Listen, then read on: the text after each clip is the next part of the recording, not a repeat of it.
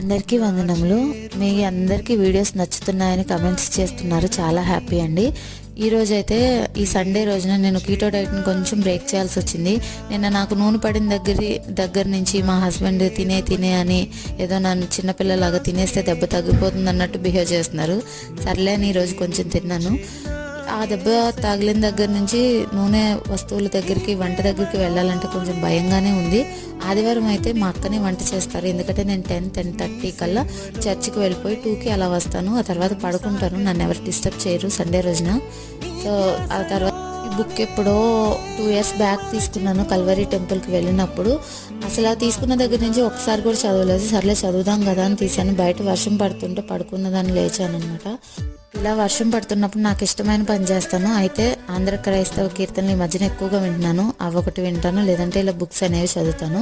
నేను ఒక టాపిక్ తీసుకుని చదువుతున్నాను అనమాట.